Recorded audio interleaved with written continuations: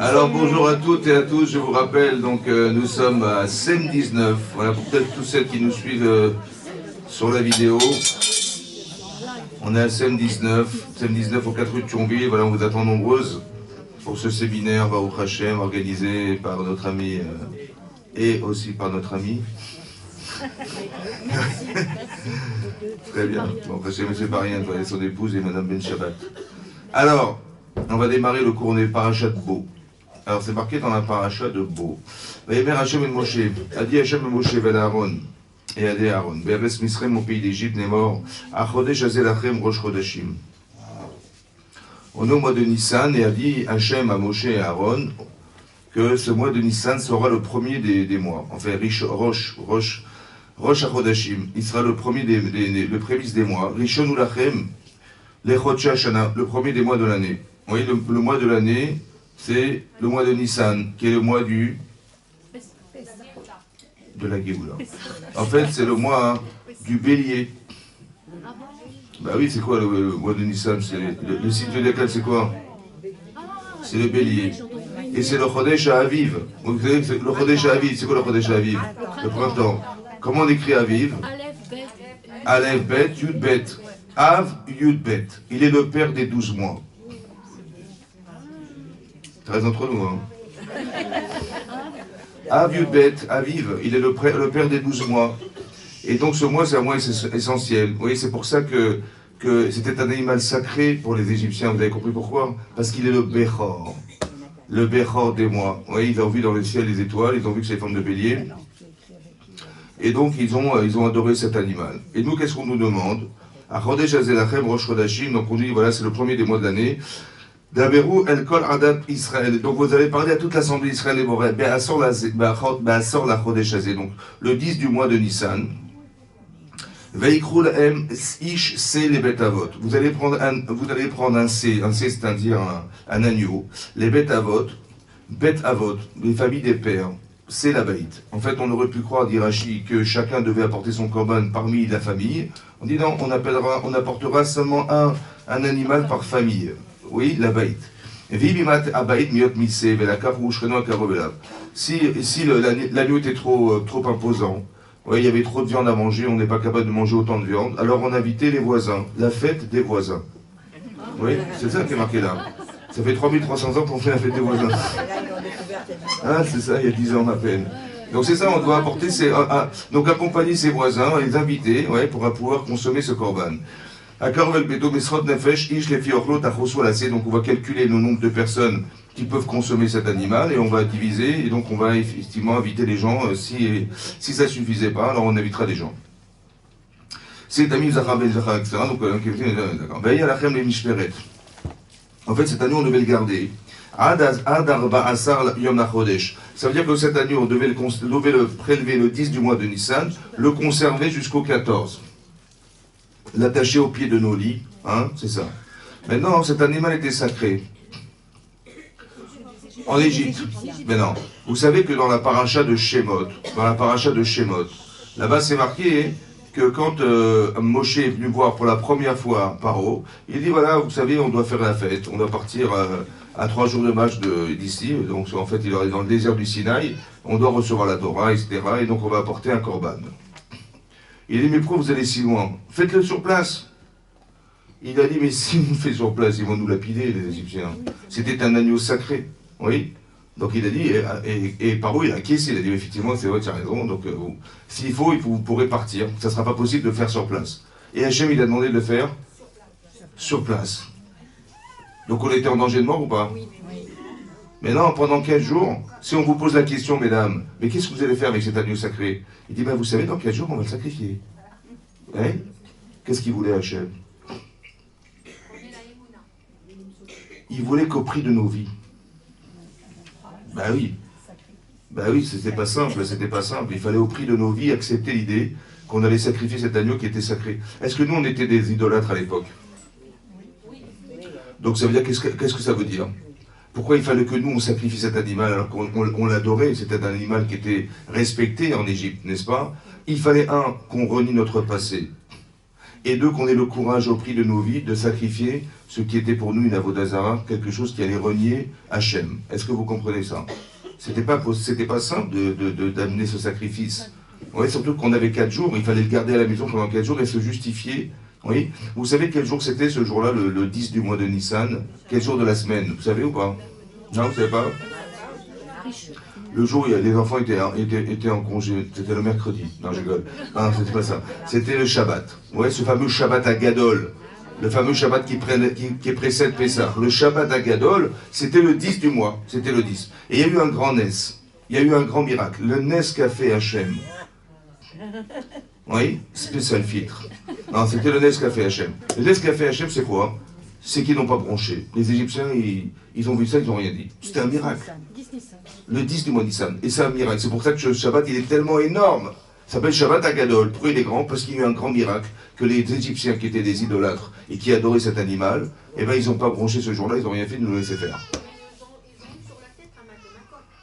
C'est vrai, vous avez raison. Donc c'est une question. Comment ça se fait que c'est un Shabbat Agadol? Pourquoi il est grand? Puisque de toute façon, ils étaient déjà convaincus a priori. Oui, non? Oui. De là, on apprend un principe, vous avez raison. De là, on apprend un principe que des choses qui sont établies chez nous. Vous avez vu, ils ont dit, laissez partir qu'ils aillent servir leur Dieu. Comment ça, leur Dieu? Mais quoi, c'est pas le vôtre? Vous avez compris? Ça veut dire que quand on a des habitudes dans la vie, c'est très compliqué, en fait, de se séparer de ce qu'on a déjà établi chez soi. Donc c'est pour ça que c'est un grand miracle. Parce que c'est vrai qu'il a une force exceptionnelle, votre Dieu, mais comme si que ça ne remettait pas en question le nôtre. Et donc ça veut dire qu'ils auraient pu se rebeller. Et manifestement, on voit que ça n'a pas fonctionné. Pourquoi ça n'a pas fonctionné? Vous savez pourquoi? C'est un petit ridouche que je veux dire. Parce que quand vous êtes convaincu, vous êtes convaincante. C'est un truc de fou quand même. Si vous avez la Emouna, Hachem, il va transformer ce qui était quelque part une agressivité des autres, qui va se calmer et qui va nous laisser agir selon les visions de la Torah. Donc j'ai pas besoin d'avoir peur. Parce que je lui dis, mais si je fais ça, ils vont nous lapider. Je lui dis, oh, tu as raison, normalement ça aurait été comme ça. Mais si tu respectes la Torah jusqu'au bout, tu crois foncièrement à ce que tu penses, alors tu verras que les choses se transformeront à l'inverse de ce que tu croyais. Vous avez compris ça? C'est ça, la Emouna. Maintenant, et donc il leur a demandé de prélever un korban le 10 du mois. Ensuite, on devra le sacrifier le 14. Oui, c'est marqué, c'est Tamim Zachar Betchana, etc. Vayilat Mishperet Adarba Asar. Yom Lachode, Veshachatu Oto, Kol Kaal Galatzre, donc vous lui ferez la Shrita le 14 du mois, Velakru Minadam, et vous prendrez du sang.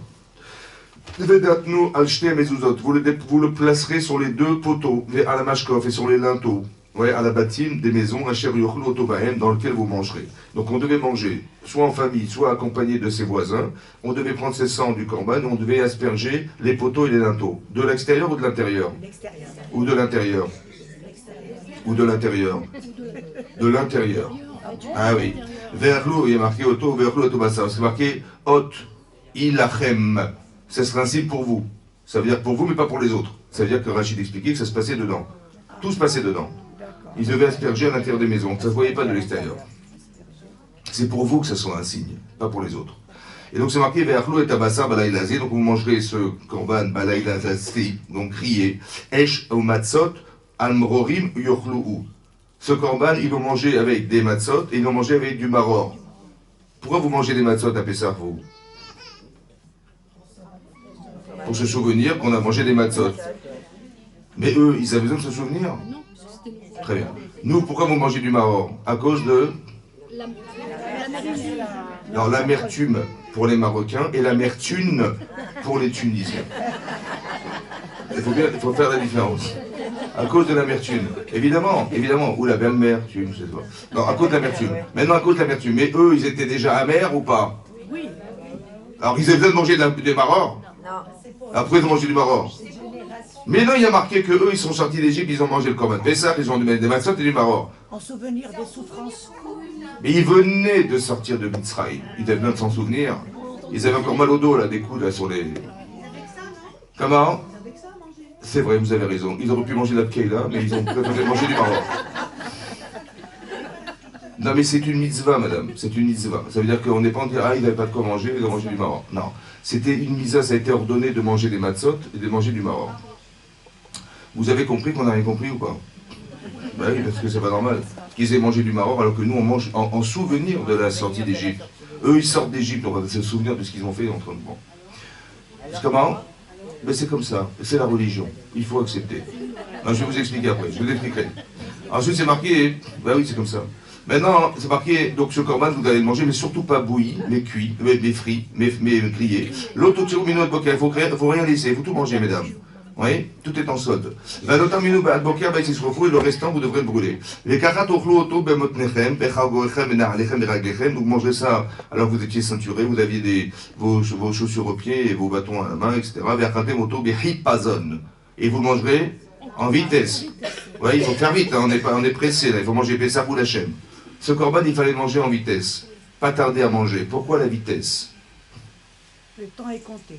Ouais, c'est marrant, c'est ça, c'est marrant. Mais Avarti, Be'eretz Misraim. Dit Hachem, je passerai dans le pays d'Égypte. Alayla, c'est cette nuit, la vie, Keti Kol Bechor. Je frapperai tous les aînés.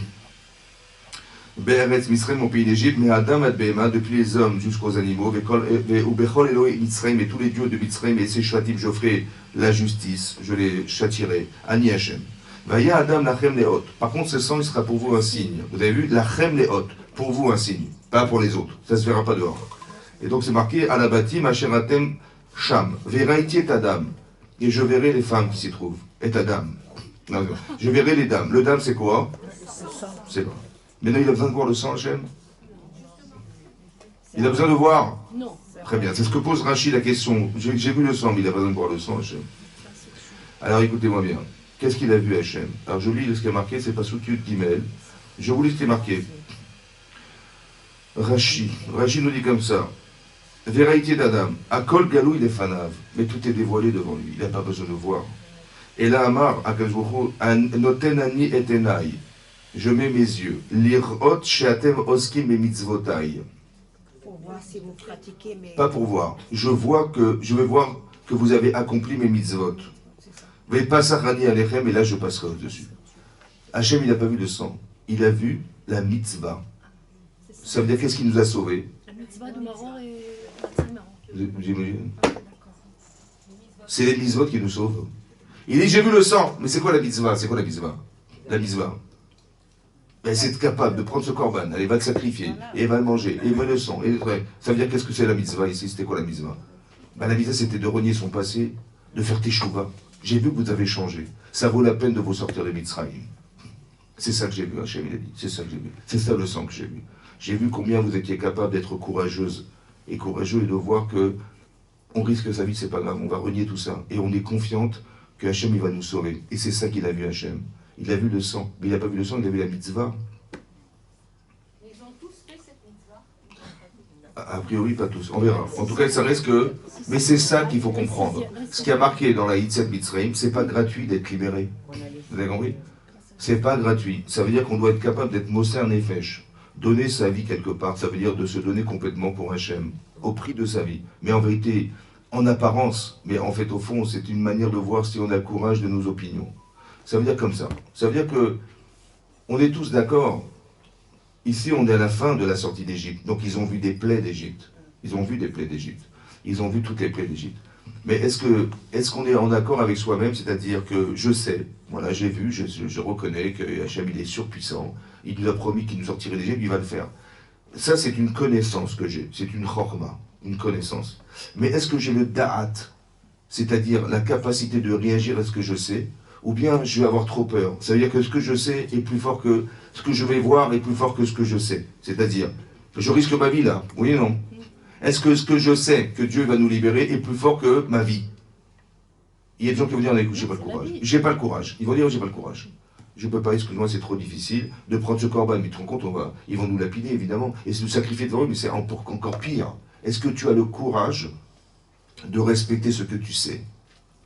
Alors que ce que tu vas voir est sûrement plus fort que ce que tu vas savoir. Mais est-ce que tu as le courage de défendre ce que tu sais au détriment de ce que tu vas voir? Vous avez compris ça?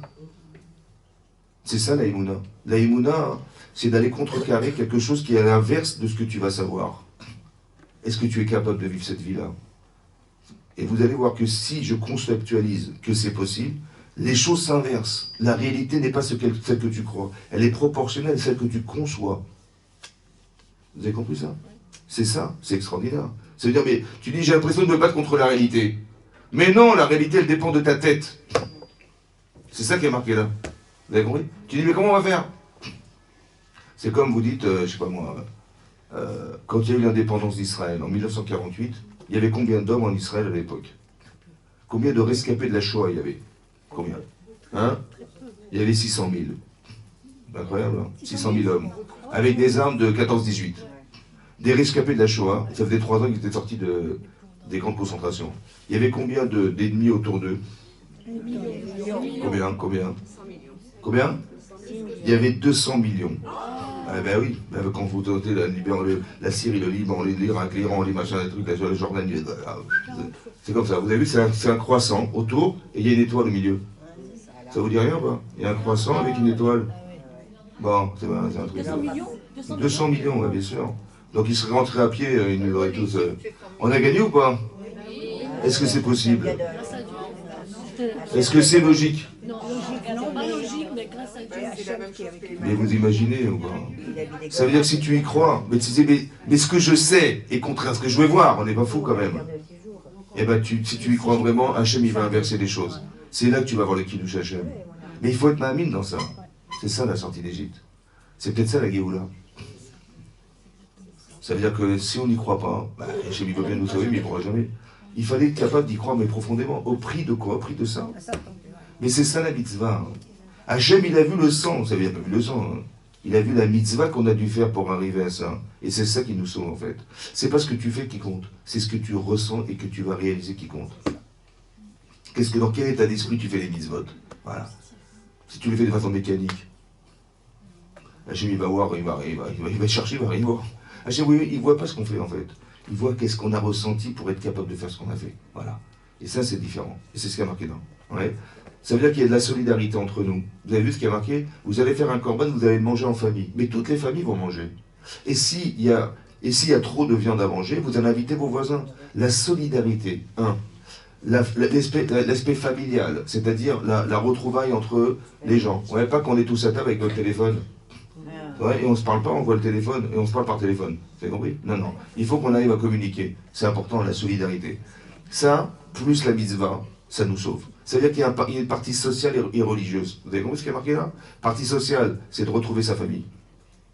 Mais si tu respectes ton frère et ta sœur et tes parents, tu pourras peut-être t'apprivoiser à apprécier les autres. Non? Le kavod de ses parents, de ses frères et sœurs, la fraternité permet d'élargir l'éventail et d'arriver à respecter les autres qui sont aussi nos frères et nos sœurs. C'est vrai. Ça, c'est une chose. La fraternité. C'est ce que Yaakov il avait dit à ses enfants. Iasfu, rassemblez-vous. Ikabetsu, regroupez-vous. Je vais vous raconter la fin des temps. Ça veut dire qu'il y avait nécessairement besoin de ça. À part ça, c'est marqué qu'on va devoir, on aura une mitzvah de se débarrasser du chametz qui se trouve chez soi. Tashbitu sermi baterem. Il faut vous débarrasser du chametz qui se trouve à la maison. Tout ce qui est levain, il faut s'en débarrasser. Et à part ça, une interdiction de consommer du chametz pendant 8 jours, c'était Hanouka. 7 jours. Et de consommer de la matzah pendant un soir. Un soir. Ba'erev tochlu matzot. Ça veut dire qu'on n'a pas le droit de consommer du chametz pendant 7 jours. Par contre, il faut manger des matzot pendant un soir. Moi, je croyais qu'on n'avait rien à manger parce qu'on ne peut pas manger du pain, donc on mangeait des matzot. Est-ce que l'un remplace l'autre? A priori, non. Non, c'est pas fait pour remplacer. Il y a quelque chose dans le chametz qui est interdit à Pessah, qui est revendiqué pendant l'année parce qu'on ne peut pas se passer du pain. Oui. Ça veut dire que Shabbat, si vous apportez des gâteaux à la fin du repas, c'est une mitzvah. Mitzvah. Parce que Oneg Shabbat, c'est une mitzvah. Le Oneg, c'est se délecter du Shabbat. C'est une mitzvah. Mais qui est une avéra à Pessah. Vous avez compris ou pas? Vous avez compris ou pas? Manger du pain, on ne peut pas. Non, c'est pas possible. Il faut prendre. Oui. Surtout qu'une semaine de régime, ça ne fait pas de mal. Mais bon. On ne peut pas manger du pain. Et celui qui mange du pain, Chaz v'shalom ibramav, uber achamav, yas v'shalom. Il est rêve karet. C'est aussi pire que de transgresser Kippour. Comment c'est ça? Vous avez compris? C'est pire, c'est aussi pire que de manger Kippour. Voilà, c'est simple. Rêve karet, c'est qu'on est retranché du monde futur. Pourquoi? Parce qu'on a mangé du pain, on est retranché du monde futur. C'est bizarre, non? Et pendant une période particulière qui est celle de la sortie d'Égypte. La liberté, l'expression de la liberté. Pourquoi cet enseignement-là, il est précisément placé dans l'histoire du temps, à cet espace-là, dans cet espace de temps qui est la liberté du peuple juif. Quel rapport entre le Hametz et la liberté, avec la vitesse avec laquelle on va devoir sortir de Mitzrayim, le temps passé à sortir d'Égypte. À part ça, hein, la différence entre la matzah et le Hametz, c'est marqué dans le texte de la Torah, Ushmartem et matzot. Vous garderez les matzot. Ça veut dire quoi, garder les matzot? Ça veut dire garder le fait qu'elles ne puissent pas gonfler. Oui, gonfler, il ne faut pas qu'elles gonflent. Et donc, il faut pétrir. Si je la laisse pendant 18 minutes, elle passe du statut de matzah, de galette, au statut de pain. 18 minutes. Pourquoi la notion du temps? Il y a une différenciation de temps. Oui, la pâte est a priori la même, seulement hein, elle a peut-être changé de forme, c'est vrai, mais ce passage entre la matzah et le chametz, c'est une histoire de temps. Pourquoi la Torah appelle le pain le chametz, alors qu'en général, on dit, ça ne s'appelle pas le chametz, ça s'appelle du lechem. Ouais. Pourquoi tout à coup ça change? De là, l'Agma, elle dit là-bas, dans Psachim, elle dit, mitzvah abaliatra, une mitzvah qui vient entre tes mains, al tachmitzena, ne la laisse pas gonfler. Oui.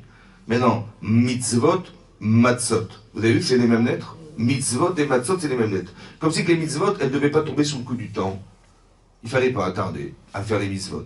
C'est ce qu'on appelle le principe de zrizin. Il faut être zélé à faire la mitzvah, la zrizout. Maintenant, qu'est-ce que c'est que d'être zélé? Ouais. Est-ce que la zrizout, c'est un plus dans la mitzvah? Ça veut dire que la mitzvah que vous allez faire en vitesse, c'est la même que celle que vous allez faire dans 3 heures. À la différence, c'est que la première mitzvah, hein, vous l'avez faite vite, il y a un petit bonus. Ouais, on va dire, ah tiens, mademoiselle, madame, elle a fait un truc super, on va rajouter un petit bonus, zrizout, ça veut dire qu'elle a fait vite. Ou bien que non, que le fait d'avoir tardé, c'est déformer la mitzvah, c'est déformateur de mitzvot. Il est marqué, ou shmartem et matzot, vous garderez les matzot. Ne lis pas matzot, mais lis mitzvot. Donc la matzah, c'est la mitzvah. Mais si je la laisse faire, elle devient du chametz. Ça veut dire qu'on apprend du texte de la Torah que le fait d'attendre, c'est déformateur de mitzvah. Ça devient du chametz. On ne peut pas le consommer. Mais pourquoi le fait de tarder à faire, ça transforme la mitzvah? Si vous avez une brit mila que vous avez dû faire le matin, bon, on l'a fait l'après-midi. Bon, si le photographe il avait pris des photos et des vidéos, ça aurait été la même ou pas? Les invités c'est les mêmes, la brit mila c'est la même, le papa, le maman, le machin, le brit, le sandak, tout est pareil. Qu'est-ce qui a changé entre le matin? Qu'est-ce qui est déformateur de mitzvah sous le fait que... Où est-ce que vous voyez la différence? Elle est où la différence? Elle ne se voit pas la différence. Comme une mitzvah qui dépend du temps et qui a été suspendue au temps, parce qu'on a tardé à la faire, elle est transformateur de mitzvot. Ça devient du chametz. Mais comment ça devient du chametz? Vous avez compris? Oui. C'est quoi le chametz? C'est ça qu'il faut comprendre. C'est quoi cette histoire de chametz? Alors c'est connu que le chametz, oui, c'est marqué Sigmar dans Brachot d'Afibzaïn. La Gemara dit là-bas, hein, Amar Rabbi Alexandrie. Le Rav Alexandrie, il a dit que Retsonenu la Hatzot Retsonera. Notre volonté profonde, c'est de faire les mitzvot. Au fond de nous, la volonté. Vous savez qu'il y a entre la volonté et le désir, il y a une différence entre la volonté et le désir. Il y a une volonté, mais je n'ai pas forcément le désir de réaliser ma volonté. Mais la volonté, ça veut dire que le fond de ce que nous sommes, au fond de nous-mêmes, c'est qu'on veut faire la Torah et les mitzvot. Au fond de nous. Mais qu'est-ce qui nous en empêche? Il y a marqué, c'est la pâte chez Barissa. Pâte. Le pain qui se trouve dans le pétrin là-bas, c'est à cause de lui qu'on ne peut pas. À cause du pain. Et là-bas, Rachid explique à cause du Yetzirah. Pourquoi les Chachamim, ils ont comparé le Yetzirah à du pain qui gonfle? Pourquoi? Oui. Et que la différence, c'est une histoire de temps. Vous avez compris que soit je mange des matzot, je ne laisse pas gonfler le temps, le matzah, soit je laisse le temps et ça devient du chametz. Et ça, hein, le laisser le temps, c'est symbolisé par le fait qu'on ait pu avoir du Yetzirah, du mauvais penchant dans sa vie. Qu'est-ce que ça a à voir avec le temps? Avec le temps. Ouais. C'est un symbole. Le temps. Le fait de laisser. Pourquoi le fait de laisser? Ça laisse une place au Yetzirah, on dirait. Le temps. Voilà, c'est ça qu'il faut comprendre. La matzah et le chametz. Est-ce qu'Avram, il a mangé des matzot? Oui, c'est marqué dans la Torah. Vous voyez, dans Paracha de Vayera. Il a dit à sa femme, lorsqu'il a reçu les anges, assez au Got. Et là-bas, on dit que ce sont des matzot. Quand Lot, il a reçu les anges qui allaient détruire Sédom, Rachid explicitement qu'il a donné des matzot à ces anges qui pensaient des hommes, hein, mais c'était Pessah. Donc ils ont mangé des matzot. Avram, il a mangé des matzot? Et Lot, il a mangé des matzot? Est-ce qu'Avram, il est sorti de Mitzrayim? Est-ce que ses parents sont sortis d'Égypte? Mais comment ça se fait qu'il a mangé des matzot? Puisque nous, pourquoi vous mangez des matzot? En souvenir du fait que nos parents, ils ont pas mangé du pain, ils ont mangé des matzot. C'est ça ou pas? Mais Abraham, il n'est jamais sorti de Mitzrayim. Et ses parents non plus. Donc qu'est-ce qu'il avait besoin de manger des matzot? Peut-être. Mais ce qu'il en reste, c'est que nous, si on commémore Pessah en mangeant des matzot, en souvenir de la sortie d'Égypte, je vois pas pourquoi Abraham il aurait besoin de manger des matzot. Vous avez compris? Ça veut dire qu'on apprend d'ici, a priori, que dans la misa de matzah, il y a autre chose que le fait d'être sorti d'Égypte. Il y a autre chose, il faut comprendre. Il y a peut-être autre chose dans le fait de consommer des matzot qui n'a rien à voir avec la Yetziat Mitzrayim. Puisque vous voyez bien qu'Abraham il a mangé des matzot autant qu'il n'est jamais sorti d'Égypte. Donc il y a quelque chose d'autre dans la matzah qu'il faut comprendre qui n'a rien à voir avec la sortie d'Égypte. À part ça, justement il faut comprendre, à part ça, la Torah existait avant le monde. Vous voyez, c'est marqué dans le Midrash Rabbah, que Hachem istakel bedoraita ou baralma. Hachem il a regardé dans la Torah, et à partir des éléments construits dans la Torah, il a créé le monde. C'est ça. Or, si dans la Torah c'est marqué qu'on doit manger des matzot, c'est que ça existait avant la création du monde, donc avant l'histoire de la sortie d'Égypte. Donc vous voyez encore une fois une preuve que la mitzvah, elle existait avant l'historique de la mitzvah. Hein? Ben oui, c'est logique. Donc qu'est-ce que veut dire ce souvenir de la sortie d'Égypte? Ça remet tout. Vous avez compris? Vous avez compris? Ben oui, c'est-à-dire qu'on doit essayer de comprendre que d'un côté, on doit commémorer quelque chose, mais il y a autre chose qui est caché derrière ce symbole, c'est-à-dire cette mitzvah, pardon, de manger des matzot. Il y a quelque chose. Ouais, il y a quelque chose d'autre. Le manque de temps. Il faut comprendre ce que ça veut dire. C'est quoi le temps? Ouais, c'est quoi le temps? L'histoire de laisser tomber, de laisser faire. Alors, comment ça se fait que ça nous condamne? C'est ça qui est grave. Il faut comprendre ce que ça veut dire. Alors, vous savez, je vous donne quelques exemples, vous allez comprendre. Vous allez comprendre. Par exemple, lorsqu'on est arrivé devant le Har Sinaï, bon, Moshe Rabbeinu, il est monté le 7 du mois de Iyar, il est monté. D'accord? Il est monté sur le mont Sinaï, et il devait descendre 40 jours, c'est-à-dire quel jour? Chazak ou Balour. Non, franchement, j'ai bien aimé la réponse. Il devait descendre le 17 Tammuz. Ah oui, bah oui. Bah oui, c'est le 7. 40 jours, c'est le 17 Tammuz. Le jour du 17 Tammuz devait être un jour de joie extraordinaire. C'était le jour le plus joyeux du monde. Le plus heureux du monde. Et il est devenu le pire parce qu'on a fait le veau d'or. Mais qu'est-ce qui s'est passé, en fait? Qu'est-ce qui s'est passé? En fait, Moshe a tardé. Boshesh, Moshe Laredet. Boshesh, ça veut dire, il a tardé à descendre. Mais Chachamim expliquait que Boshesh, c'est Bachesh. C'est-à-dire qu'il a déjà 6 heures de retard. On a cru qu'il devait arriver à telle heure, parce qu'il a dit dans 40 jours je reviens, on pensait qu'il allait revenir.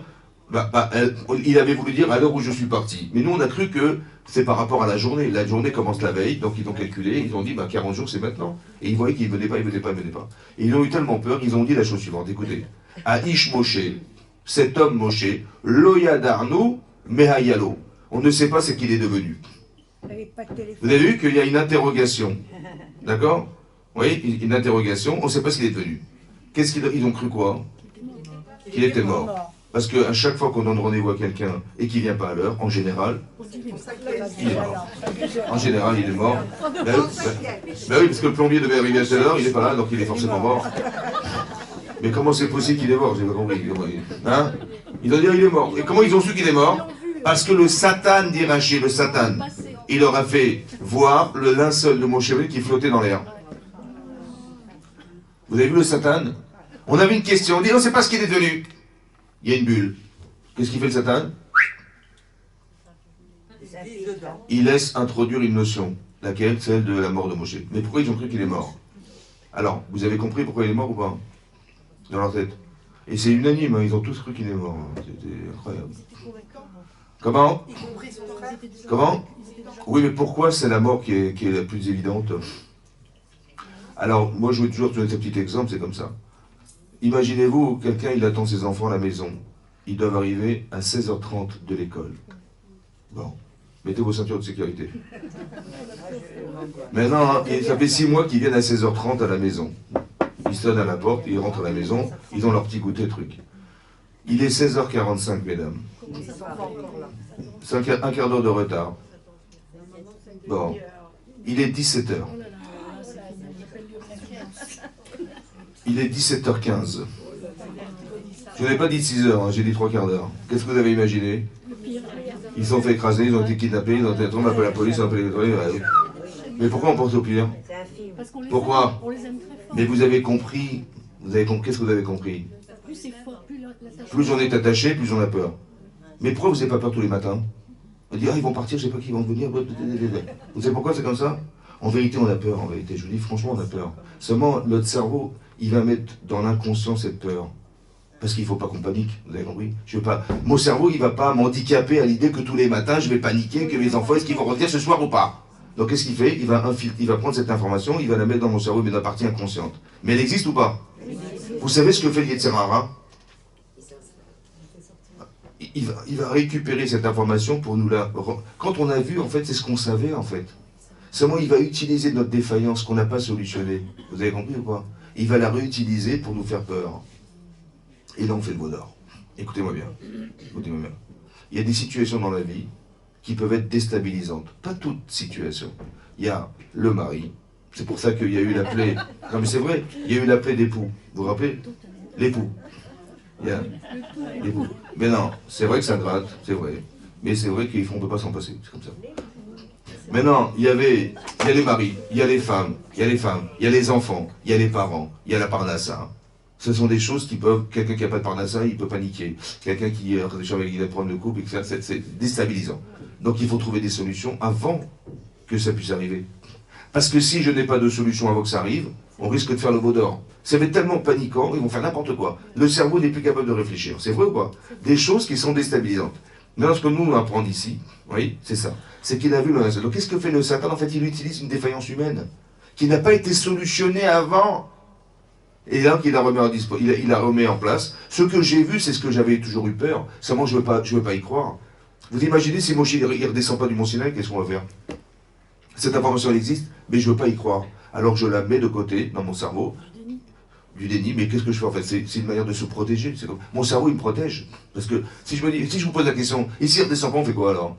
Je dis, il est fou, là, mais bien sûr qu'il veut. Attendez, on a eu les plaies d'Égypte, il a réussi, on est sorti d'Égypte, il a réussi, la mer s'est ouverte parce que Moshe, il a pris son... Tout ce qu'il a toujours fait, ça a toujours fonctionné, pourquoi ça ne marcherait pas? Donc il dit, mais il dit n'importe quoi, n'importe quoi. Donc on refuse d'entendre, parce qu'on se dit, mais ça n'arrivera jamais. En fait, on a peur de ce qu'on entend. On ne veut pas y croire. Mais non, si mes enfants risquent d'arriver en retard et je vais paniquer, qu'est-ce que je dois faire? Ben, vous savez ce que je vais faire? Je leur achète un téléphone. Ça va? Et donc je leur achète un téléphone, je dis voilà, si j'ai besoin de vous joindre, je peux vous avoir au téléphone. Donc si j'ai peur, vous savez quoi? Si tu as la solution, est-ce que tu vas faire le veau d'or? Non. Si tu as la solution, ça veut dire qu'il y a des situations déstabilisantes où il faut avoir des solutions. C'est la réponse au Yetzer Hara qui va nous permettre d'éviter le Yetzer Hara. C'est pour ça qu'on étudie la Torah, mesdames. C'est ça la Torah. C'est d'être éclairé quand il y a des situations qui sont déstabilisantes. Ouais, ou bien des connaissances qu'on ne peut pas avoir. Et donc il s'est passé en fait l'espace-temps. Vous avez vu? On a laissé le temps de croire que Moshe avait disparu. Mais c'est lui qui nous a laissé c'est lui qui a introduit cette notion, cette information, en fait, qui est au fond de moi. Il a utilisé ce que je suis contre moi-même. C'est-à-dire que le pire des ennemis, c'est pas les autres.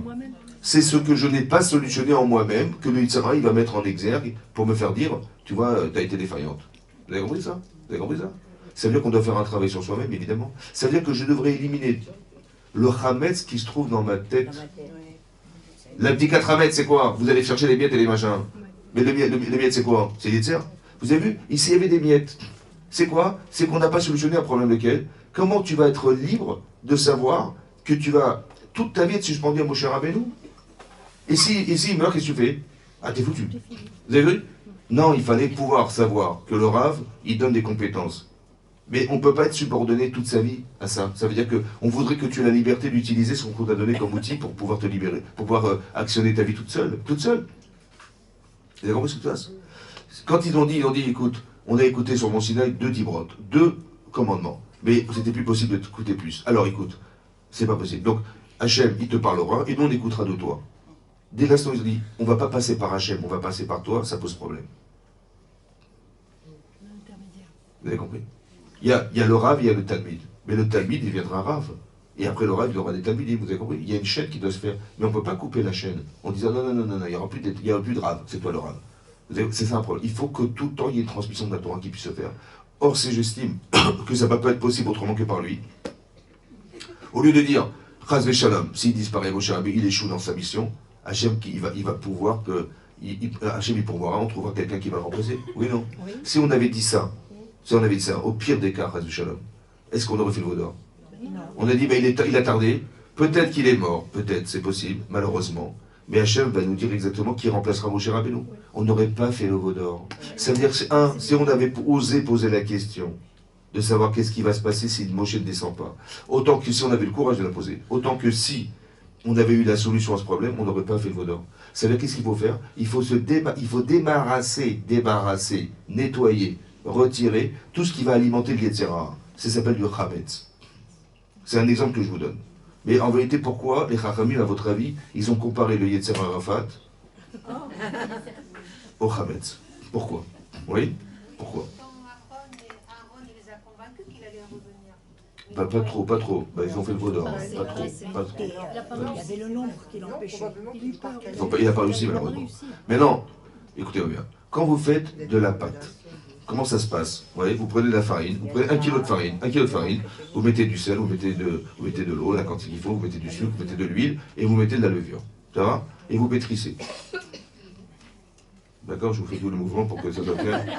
Mais non, vous avez fait une boule, de pâte qui pèse 1 kg plus quelques grammes de levure, quelques grammes de sucre, quelques grammes de sel, et un peu d'eau, etc. Bon, on va dire elle pèse 1,2 kg. 1,2 kg. Vous la mettez là. Bon, vous la prenez, vous la mettez dans une bassine. D'accord? Et après, vous dites à votre enfant, tiens, chérie, on va faire une pâte ensemble. Tu veux ou pas? Il dit, bien sûr, maman. Alors, elle va me chercher 1 kg de farine. Elle prend 1 kg de farine. Vous mettez de l'eau, vous mettez de la farine, vous mettez machin, vous mettez tout ce qu'il faut. Et vous pétrissez avec votre enfant. Bon, vous avez une boule de pâte qui est là, sur la table. Tu dis, mon chéri, voilà, on l'a fait ensemble. Tu dis, d'accord, on l'a fait ensemble. Cette pâte, combien elle pèse? Il dit, bah maman, si on a mis 1 kg de farine, plus ça, environ 1,2 kg. Tu vois la taille de la boule qu'on a fait de pâte, ouais? Bon, celle-là. Maintenant, celle qui est dans la bassine, là-bas, qui est complètement... qui déborde de la bassine. Si celle-là, elle fait 1,2 kg, à ton avis, celle qui déborde là-bas dans la bassine, elle doit peser combien? Il dit, tu sais quoi, maman? Bah, a priori, hein, elle doit peser entre 7, 8 et 10 kilos. Bah oui, parce que si celle-là, elle fait 1,2 kg, bah celle-là qui déborde la bassine, elle fait au moins 10 kilos. Tu sais, mon chéri, combien elle pèse, celle-là? Il dit, non, elle fait 1,2 kg. J'ai jamais trouvé quelqu'un d'aussi menteur que toi. Franchement. Attends, je suis pas fou quand même. Premier renseignement. Le Yetzirah, il veut nous faire croire. Mais pourquoi il nous fait croire? Parce qu'en apparence, mais ça fait 10 kilos. Si tu savais qu'elle était pleine d'air là-bas, est-ce que tu aurais dit ça? C'est-à-dire que si tu sais pas, ton Yetzirah, il va te tromper. En apparence, il va te faire croire. Ça, c'est le premier renseignement du Yetzirah. Ça va? Il nous a fait croire qu'il était mort. Vous avez compris? Il nous a fait croire que le rêve de Yosef, c'était roi d'Égypte, le roi d'Israël, pardon. Il nous a fait croire, c'est comme ça. Tu dis, mais je suis pas folle, c'est logique, tu as raison. Mais est-ce que tu es certaine à 100%? Quand tu es dans l'interprétation, c'est que peut-être que ce que tu crois, c'est ce qu'on voudrait te faire croire. Vous avez compris, pas? Comme par exemple, quand vous faites la tfila, vous faites la tfila le dimanche, oui? Tous les jours. Est-ce qu'il vous est arrivé une seule fois dans votre vie de faire la prière sans être dérangé à penser à autre chose? Non, C'est très difficile. Très difficile. Maintenant, est-ce que vous aviez envie de penser à autre chose? Est-ce que c'était le moment de penser à autre chose? Donc j'ai pas envie, c'est pas le moment. Mais ça vient. Et pourtant j'ai pensé. Je suis pas folle quand même. C'est moi qui pense ou c'est qui pense? Ouais. Mais comment ça se fait? J'ai pas envie. Et j'ai pas envie, et j'ai pas envie. Et c'est honteux de penser à autre chose quand on parle à Hachem, ça se fait pas. C'est aussi honteux que quand vous parlez à votre mari et qu'il a la tête en l'air. Il dit, mais tu m'as vu ou pas? D'accord? C'est pareil. Ça veut dire que c'est honteux, on est d'accord, c'est honteux. Et nous, on fait ça tous les jours. Tous les jours, on est là, Mais non. Mais attendez, je me souviens que mon mari m'a dit, prépare-moi la pkeila, quand même, je veux dire, je suis pas folle, quoi. Donc, comment c'est possible que j'ai pas envie de penser? Pourtant, c'est cette image qui revient dans ma tête. J'ai des rendez-vous, j'ai des choses à faire. Ouais, il y a des soldes à Sephora. Il y a des jupes à 50% au Galerie Lafayette. Je pensais à ça. Et pourquoi j'ai pensé à ça? Mais c'était pas le moment, j'avais pas envie. C'était pas normal. Vous voyez? Comment c'est possible? Vous savez pourquoi? Parce que le Yetzirah, il sait ce que vous désirez. Il va fouiller dans votre cœur. Il va prendre cette information, il va vous la mettre pour vous séparer d'Hachem. Il a des paires de ciseaux qui nous coupe du lien avec Hachem. C'est ça l'Yetzer, vous avez compris ou pas? Donc vous avez vu que des fois, vous ne contrôlez pas votre pensée. Donc quand vous interprétez, peut-être c'est vous, peut-être c'est lui. Ah, oui, c'est de l'interprétation. Ça, c'est une bouteille. Il ne peut pas me dire que c'est une voiture. Non, c'est une bouteille, il ne peut pas faire. Mais par contre, je peux croire des choses qui sont... On lui laisse le temps de nous faire croire. Vous avez compris ce que je veux dire? Mais si tu savais que la pinte était pleine d'air, tu le savais, tu aurais dit, mais maman, elle est pleine d'air. Et tu n'aurais pas cru qu'elle était aussi large et aussi épaisse que ça. Donc il faut apprendre pour savoir ce qui se cache derrière. Il faut savoir. C'est pour ça que la Torah, c'est de la lumière. Parce que tu dis, mais je sais pas, a priori, je pense elle pèse 10 kilos. En fait, si tu t'es éclairé à la connaissance scientifique de l'effet que peut avoir la levure sur la pâte, tu aurais su que c'était de l'air. Si tu avais étudié la Torah, tu aurais su que c'était ça la halakha. Et c'était ça qu'il fallait dire. Seulement, tu as osé dire, je ne savais pas. Comment tu oses dire, je ne sais pas? Tu n'as pas le droit de dire, je ne sais pas, tu dois apprendre, c'est pas obligé. Sinon, l'Israël va t'utiliser, évidemment, c'est comme ça. Ça, c'est une chose à savoir. Mais non, la pâte, elle a gonflé toute seule. Oui, non? Oui. Et non, est-ce qu'il y avait quelqu'un sous la table avec une pompe à vélo? Et qui... Il y avait quelqu'un ou pas? C'est marrant, hein? Deuxième chose, le Yetzirah, il dit, tu vois, ça gonfle tout seul. Tu vois, ça pousse tout seul. La terre, elle tourne toute seule. L'éclairage, il est tout seul. Tu as vu? Il n'y a personne derrière tout ça. Ça veut dire que la deuxième chose du Yetzirah, c'est de te faire croire qu'il n'y a pas de bon Dieu derrière. Vous avez compris ce que je veux dire? Ça marche tout seul. C'est-à-dire que Kfira, Kofer Bachem, ça veut dire que c'est de renier Dieu. Vous avez compris? Il va arriver des événements, il dit, mais si c'était Dieu, Hachem existait, il n'aurait jamais eu de chose pareille. Alors, c'est ça la force du Yetzer.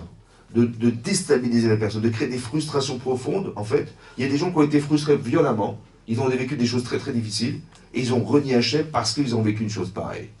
C'est-à-dire qu'il y a un paradoxe. D'un côté, le ciel est bleu. D'un côté, la vie existe, et que si la vie existe, ben, c'est que forcément il y a un créateur, forcément, je ne sais pas comment ça peut s'expliquer autrement. Et d'un autre côté, j'ai une frustration. Et moi, j'ai choisi la frustration pour renier la réalité. Ça peut être qui, ça, à votre avis? C'est Yitzhak. La deuxième chose du Chametz, c'est, tu vois bien que ça marche tout seul. Tu n'as besoin de personne d'autre que toi, que tout marche. La nature, elle fait en sorte que... Pourquoi c'est comme ça? C'est la nature. Hein? Pourquoi il y a des arbres? La nature. Il y a des poissons? La nature.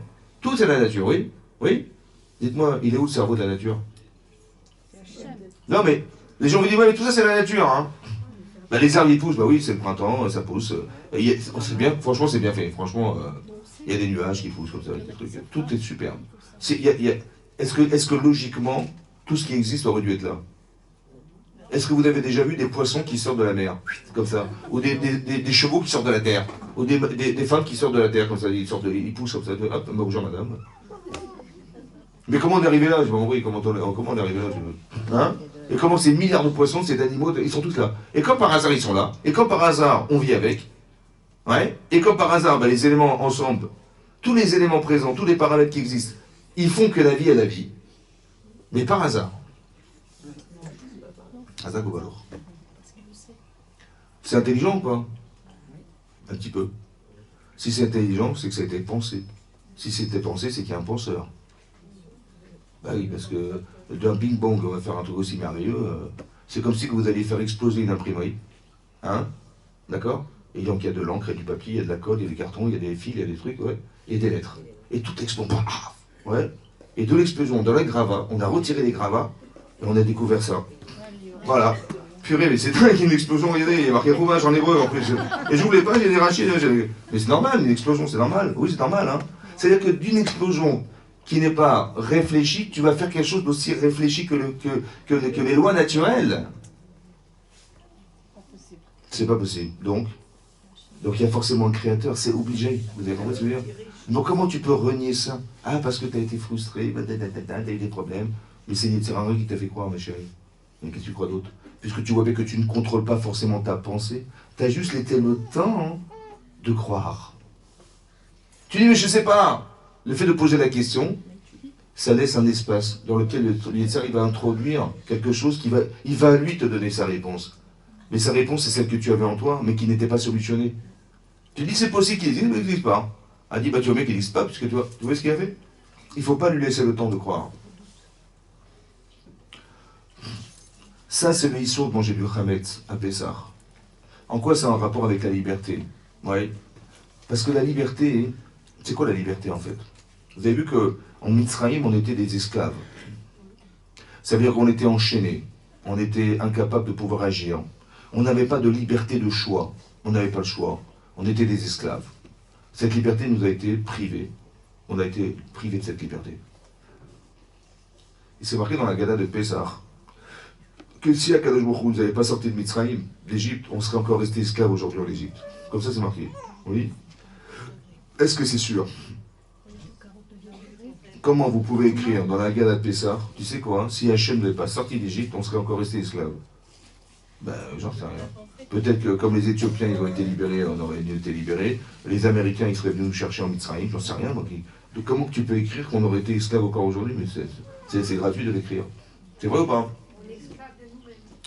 Alors il explique là-bas, le Raphaël de Brice, qui dit non, là-bas ce qui est marqué dans la Gada de Pessah, c'est que peut-être qu'on aurait été libérés, on aurait brisé nos chaînes, on serait sortis, mais on serait resté esclave dans nos têtes. Vous avez compris ça? Même tête Shahari Touma, on serait arrivé au 49e degré d'impureté, ça veut dire aucun espoir de s'en sortir, on perd tout espoir. On aurait été libérés, on dit bah alors vas-y, prends l'initiative, fais quelque chose. Mais je peux pas, j'ai pas les forces, je sais pas. On serait resté des esclaves en fait. C'est-à-dire que le pire, c'est de rester esclave de soi-même. Vous avez compris ce que je veux dire? C'est pour ça que c'est marqué que quand on est sorti de Mitzrayim, oui, est-ce qu'on a chanté? On a fait la Shira ou pas? Non. On n'a pas chanté. On n'a pas chanté. Par contre, quand on a la mer s'est ouverte, on a traversé la mer. Et qu'on a vu sa belle-mère. Non, on a traversé la mer. On a traversé la mer. Et que la mer elle s'est retournée sur les Égyptiens. On a vu Met al-Sefatayam. C'est là qu'on a fait la Shira. Mais pourquoi c'est là? Pourquoi c'est pas avant déjà? C'est pourquoi? Parce que c'est renfermé, les ennemis ont été... Mais pourquoi on n'a pas chanté en étant libre? On est sorti de prison. Voilà, c'est bon, ça y est, on est libre. Hein? Pourquoi on n'était pas libre? Et pourquoi Hachem il a fait que Paro nous a pourchassés? C'était pas logique qu'il nous pourchasse. Il a perdu tout son pays. Il a perdu son enfant. Et il a dit encore, il vient nous chercher. C'est normal ça? Hein? C'était pour lui, pour qu'il reconnaisse Dieu. C'est vrai, mais pour autre chose, je veux dire autre chose, madame. Autre chose, écoutez-moi bien. Quand on est parti de Mitzrayim, on était des esclaves. On est resté des esclaves dans nos têtes. Ça veut dire qu'il y avait l'ombre de Paro qui nous suivait en permanence. Mais est-ce qu'on peut être esclave de Paro et esclave d'Hachem? Et serviteur d'Hachem? C'est pas possible. Alors Hachem, il a voulu que Paro nous pourchasse et qu'il va rentrer dans la mer et son armée va se détruire. Et quand on va voir qu'on n'est plus finalement les esclaves de ces hommes, alors ça nous libère. Ça veut dire que le fait d'avoir enclenché, c'est la thérapie qui nous a manqué en fait en sortant de Mitzrayim. Vous avez compris comme il nous soigne Hachem? De dire, il a puni les Mitzrayim. Mais c'est pas ça qu'il a fait, ma chérie. C'est ce qu'il a fait? Il t'a libéré de l'esclavage. Et là, tu peux accepter la Torah. Parce que tu n'es plus l'esclave de quoi que ce soit. Ça veut dire qu'il y a une problématique de prison interne. Vous savez ce que c'est ça? C'est le Hametz. Qu'est-ce qu'il faut faire? Il faut manger des matzot. Ça veut dire quoi manger des matzot? C'est comme ça. Il ne faut pas que la pâte ait le temps de gonfler. Il ne faut pas que tu aies le temps de croire. Mais comment tu vas faire? Mais il faut avoir des certitudes. Il faut avoir des certitudes, il faut avoir des réponses. On a tous des questions. Mais quelles sont tes réponses? C'est ta réponse qui va empêcher ton Yetzirah de te faire croire. Vous avez compris ça? Manger des matzot, c'est de ne pas laisser le temps au Yetzirah de gonfler, c'est-à-dire d'introduire dans ce que tu ne sais pas.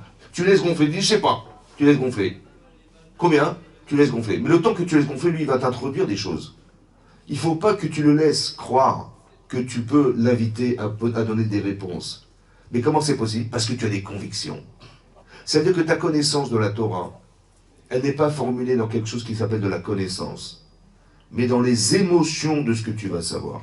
C'est pour ça qu'on ne doit pas être des informateurs, mais des formateurs. Vous répétez votre phrase? Alors je vais le dire en arabe.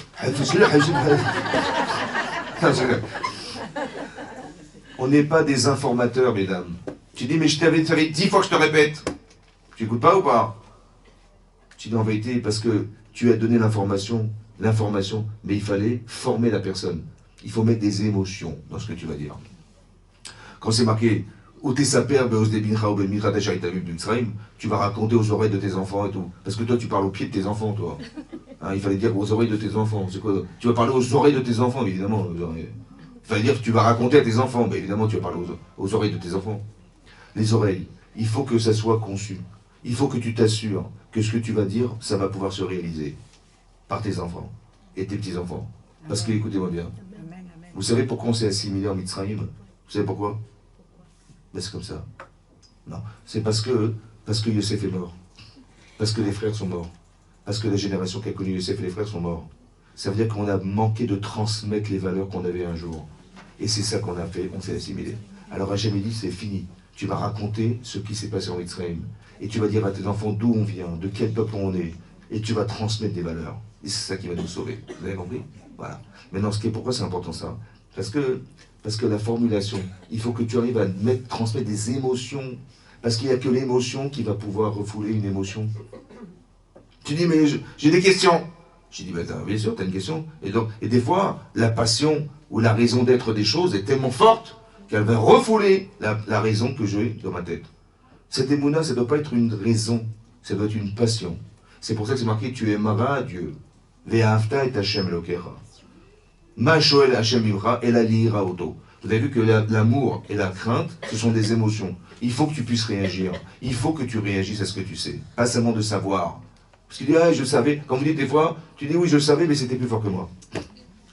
Comment ça peut être plus fort que toi, c'est toi? Tu dis, mais c'était plus fort que moi, hein, j'ai pas réussi, j'ai pas résisté. Mais c'est qui l'autre? C'est qui, je compris. Oui, vous avez compris? Non, c'était plus fort que ce que tu savais. Je savais, mais ce que j'avais envie de faire était plus fort que ce que je savais. Ça veut dire que ce que tu dois savoir doit être au moins égal ou supérieur à ce que tu vas faire, à ce que tu vas désirer. Ça veut dire que la Torah que tu étudies, il faut que tu ressentes quelque chose. Tu étudies avec des émotions, vous avez compris? C'est pour ça qu'il y a eu c'est pour ça qu'on raconte à nos enfants qu'est-ce qui s'est passé en Mitzrayim avec ça. Parce que tu te rends compte, on aurait pu laisser des esclaves grâce à Dieu, les émotions, la reconnaissance du bien, etc. C'est ça que tu vas raconter. Il faut qu'on arrive à adapter la situation en éveillant des émotions chez les autres. Et ces émotions-là, elles vont permettre à nos enfants ou à nous-mêmes, oui, d'avoir la connaissance d'Hachem. La connaissance d'Hachem. C'est quoi la connaissance? C'est d'être connecté avec ce que je sais. C'est quoi le da'at? C'est quoi le da'at? Le savoir. La chorma, c'est le savoir. Le chorma. Mais le da'at, c'est ce que je sais me concerne. Je vais réagir à ce que j'ai. Je suis lié à la connaissance. J'existe par la connaissance. C'est ça le da'at. Vous avez compris? C'est ça le da'at. Donc, je suis capable de réagir à ce que je sais. Et ça, c'est la chose qu'on attend de nous. Et bien ça, c'est manger des matzot. Il faut que tu manges. Mais par contre, tu vas éliminer le chametz. Quand? Parce que ta liberté de choix, en vérité, vous allez comprendre que la liberté, c'est pas d'avoir le choix.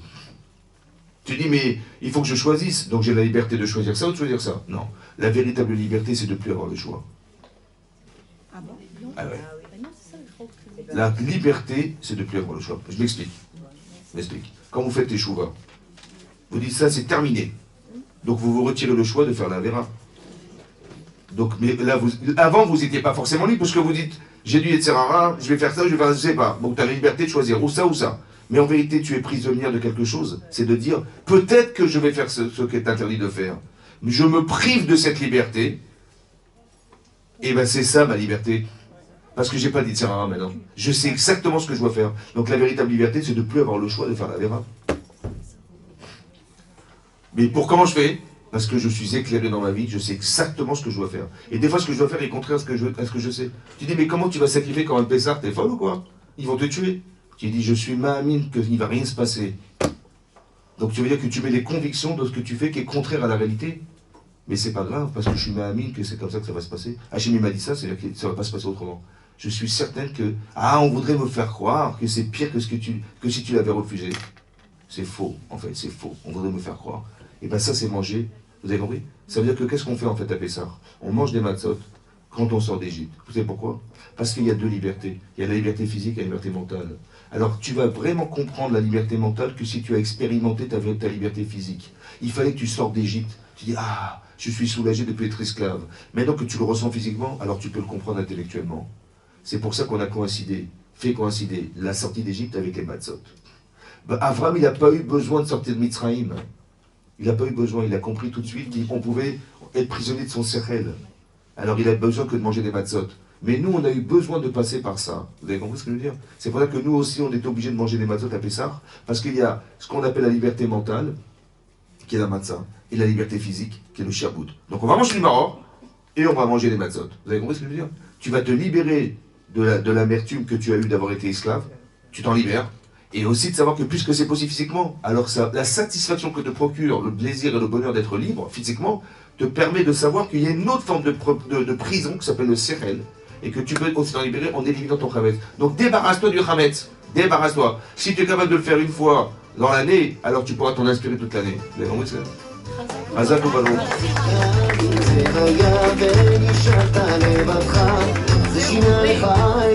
Tard.